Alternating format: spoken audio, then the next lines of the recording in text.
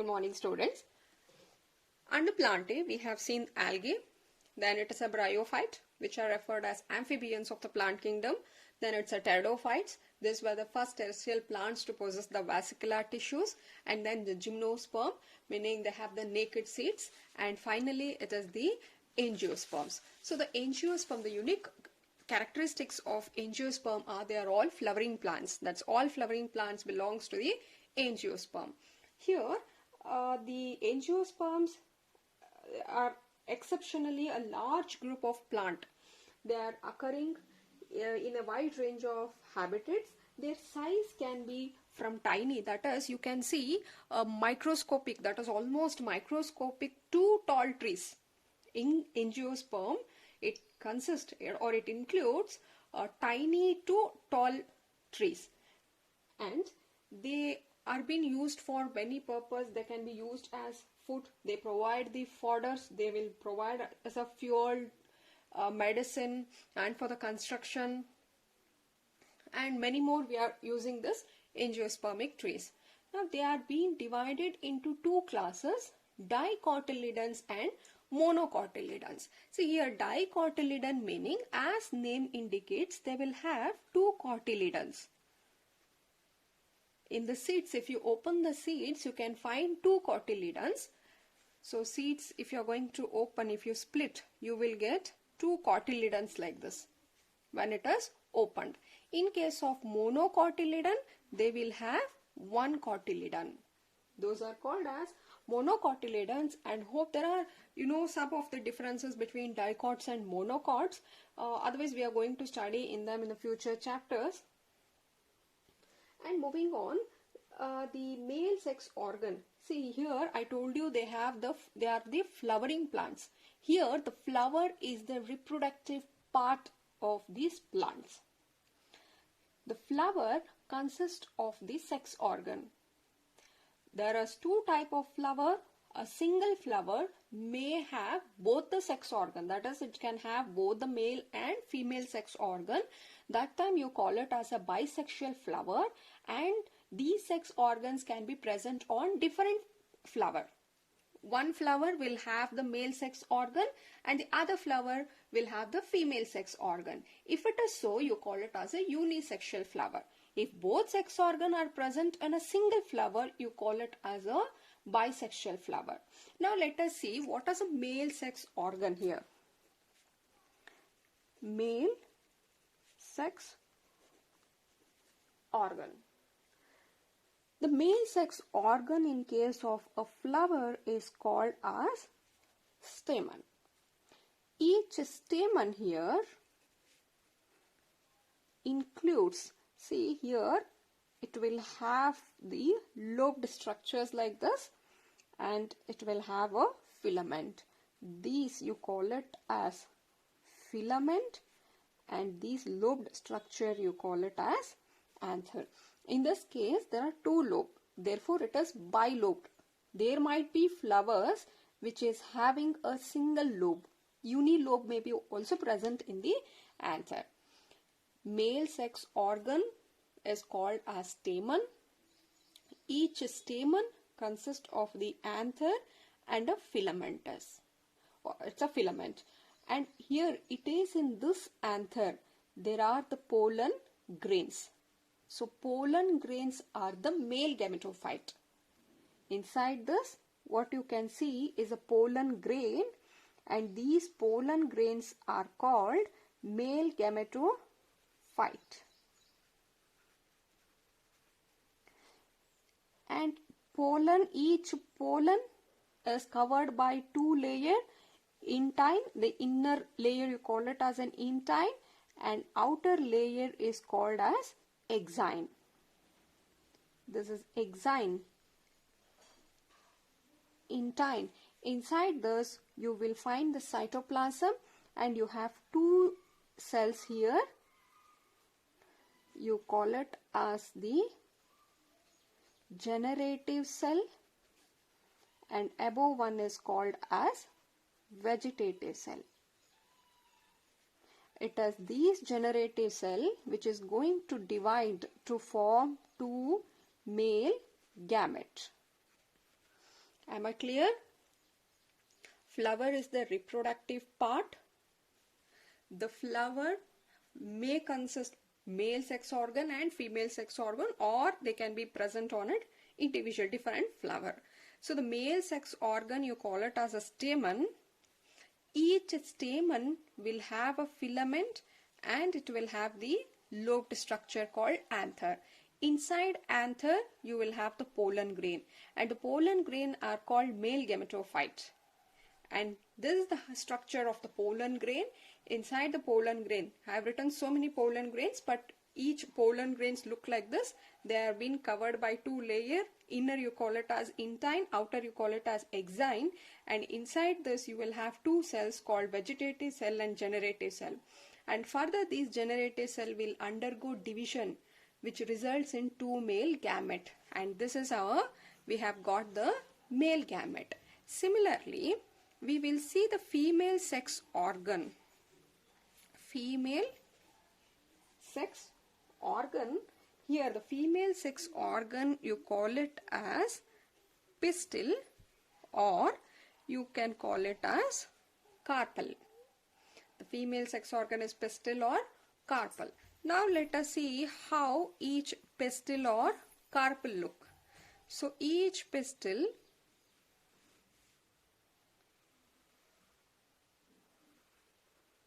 it is having stigma,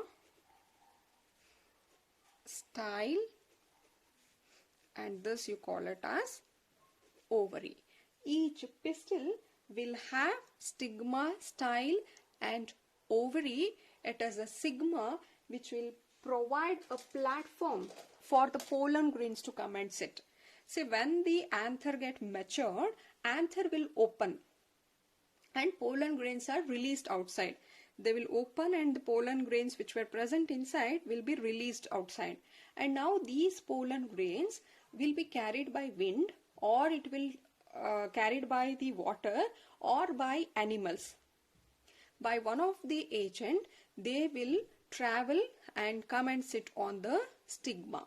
This transfer of pollen grains onto the stigma, you call it as pollination. And here it is the stigma which will provide the platform, base for the pollen grains to come and sit. And next it is a style which connects the stigma and the ovary here. And finally this portion is important, this bulged portion you call it as ovary. Inside the ovary you will have the, inside the ovary you will find, this is how you can find the ovule. See, here it depends. In this case, in one ovary I have written only one ovule present. There can be more than one ovule present in a ovary. Let us assume there is a single ovule. Inside this ovule there is the embryo sac. And these embryo sacs are nothing but the female gametophyte. I am going to enlarge the female gametophyte. See here, this is a structure. This is a embryo sac which is present. That's a female gametophyte. See, when embryo sacs are formed, the embryo sac here, initially they will have 8 nucleus. These 8 nucleus will be arranged. See here, 8 out of 8.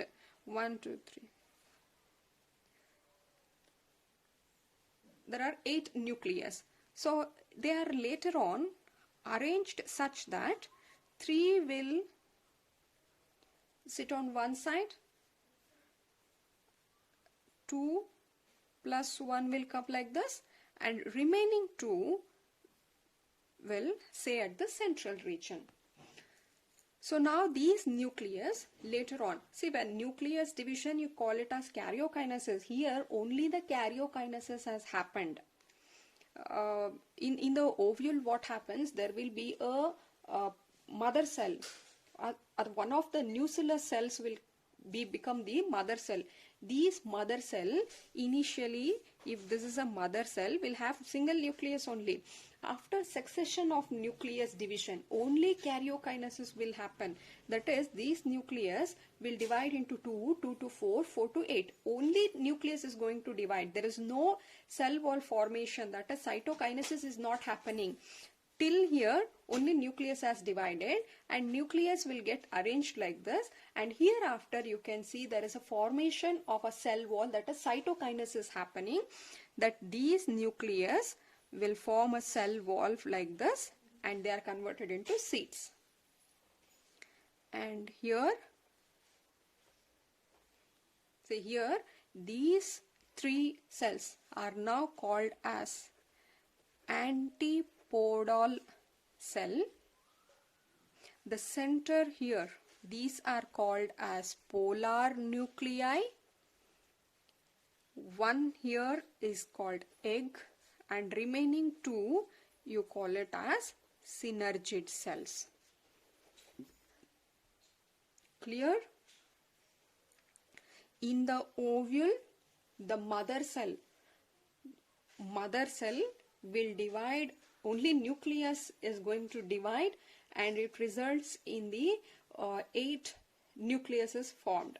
Later on, these 8 nucleus will undergo cell wall formation, resulting in 7 cell. I told you 7 cell here because we consider, there is, see, this is 1, 2, 3. 3 antipodal cell. There is 1 egg, that's 4th one.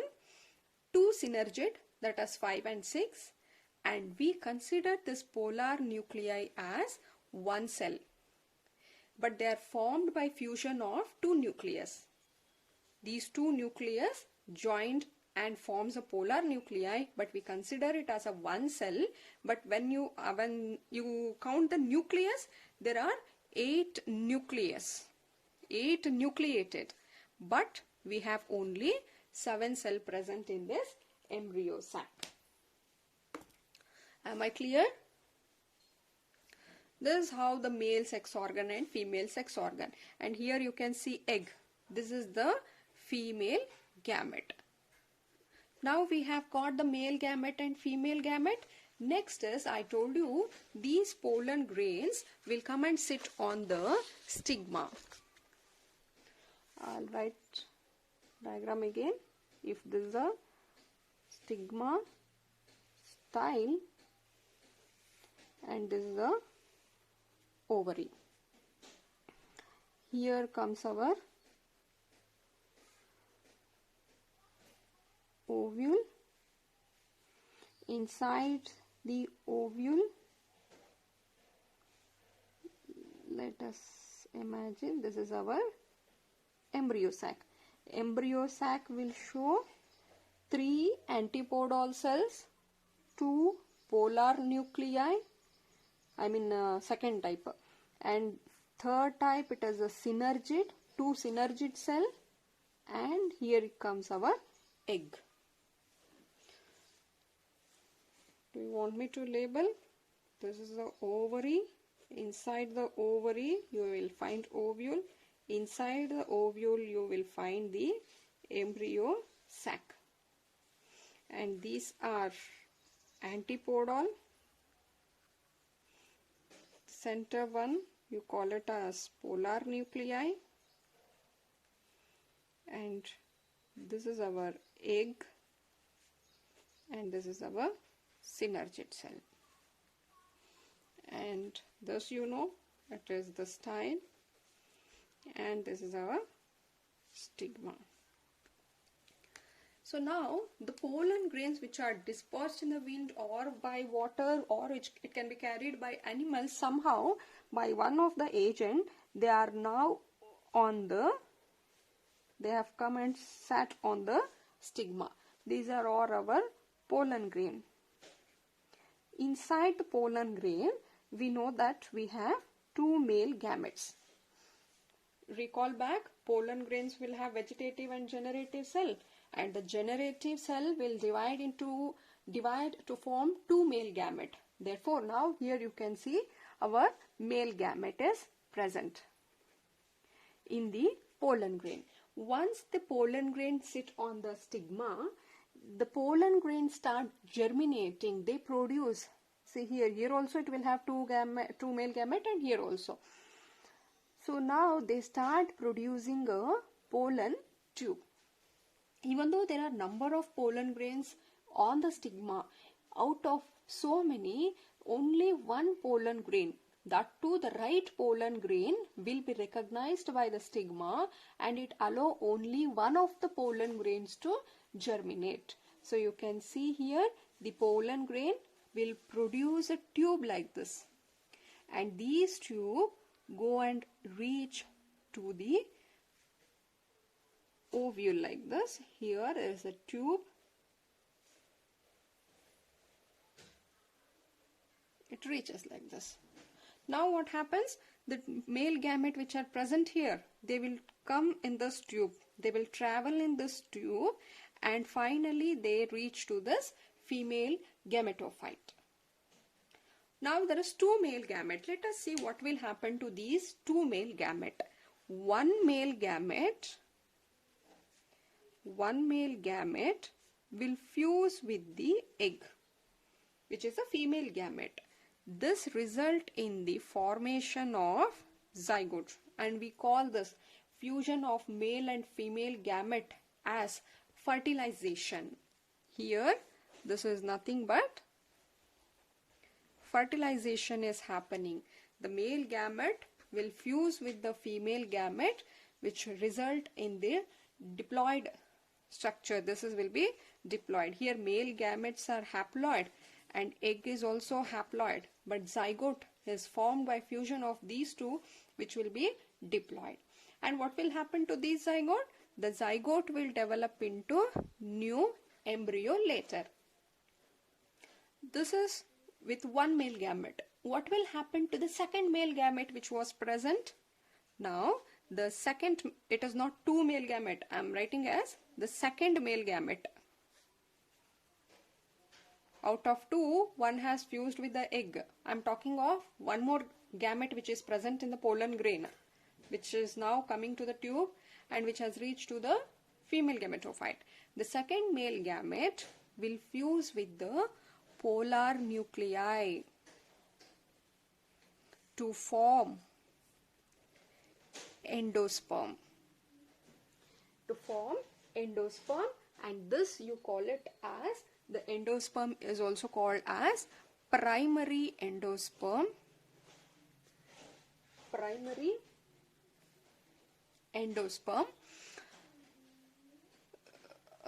Now this will be, the endosperm will be triploid. Why triploid? Because male gamete is haploid only, but the polar nuclei, I told you polar nuclei is formed by fusion of two nucleus, that is N and N. Therefore polar nuclei itself is a diploid. Therefore now a diploid polar nuclei fuses with a haploid male gamete. This results in a formation of a triploid endosperm. Primary endosperm nucleus, that is why it is called, in short you can call it as a pen also. Clear? Now what is the role of this endosperm is, if this zygote has to develop into embryo, the developing embryo need the nourishment. Without the nourishment, food source, it cannot grow. It is this endosperm which is rich in the nutrition, and therefore these will be utilized by this growing embryo. It is always endosperms which happens first. This endosperm, the nutrition present in the endosperm are taken by the embryo for their development. So here you can see fertilization, this thing, fusion here, this one you call it as triple fusion. We call it as triple because here you can see N, already polar nuclei is formed by fusion of N and N, two nucleus. There is one more haploid nucleus going, therefore you call it as a triple fusion. And totally these two event together, since fertilization is happening twice, this two together we call it as double fertilization. So double fertilization is a unique characteristics which is present only in case of angiosperm. You can find this fertilization, that is double fertilization, only in the angiospermic plant. Clear? Now this was about the female. Now what will happen to the ovule? Embryo sac we have seen. Embryo sac was covered by the ovule.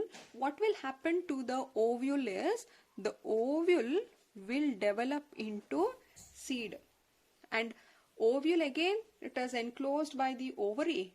Now the ovary will be converted into fruit. The ovule have the layers, you call it as integuments, and here the ovule coat, that's a layers, protective envelope, will be converted into seed coat.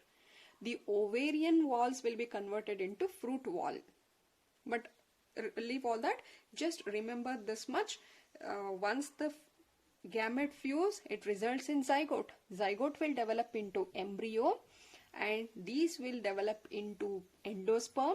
Ovule will develop into seed, and ovary will develop into fruit. And this is what you can see here. The seeds are present within the fruit, because it is first the ovary. If ovary is converted into fruit, ovule was present inside the ovary. The ovule will be converted into seed. Within the fruit you can find the seeds. In case of gymnosperms, they didn't have this ovary. Therefore, they didn't have the fruit. They had a naked seeds. In this case, the seeds are enclosed by the fruit. Clear? Just angiosperms are flowering plants. Flower is the reproductive part. See here, if you take any flower, let us imagine this is a thalamus portion. On this, you will find the pistil. This is a stigma, style and ovary. And it can show the stamens like this.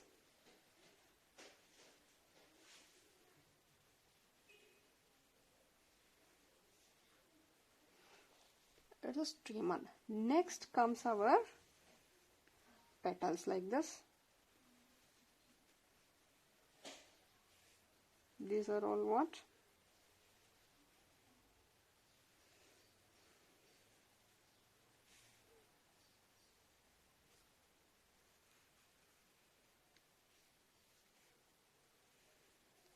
See, these are petal, and this will be our calyx. Now you can see in this flower I have shown both. We called this, that is a ovary stigma style. This is what? This is our pistil, which is nothing but a female sex organ. And this one, which is showing a filament and an anther, this you call it as a stamen, which was nothing but the male sex organ. Here you can see in one flower you will find both male and female are present in a same flower. Therefore this flower you call it as bisexual flower. In some flower what happens, there will be only, see, let us see, imagine if this is not there, the female sex organ is not there, it is only carrying the male sex organ. That time either it will have male or a female. That time you call it as unisexual flower. If it is having only stamen, you call it as male flower. If it is having only pistil, you will call it as a female flower. But process is same. The pollen grains from the male flower has to sit on the stigma of the female, that is a pistil, stigma of the pistil, and then the process should happen this way only. Clear? So male sex organ, female sex organ, and this is how the fertilization is going to happen. And double fertilization is very important because this type you can see only in case of angiosperm, right? And we have left with the plant life cycle, which I am going to do in the next video. Thank you.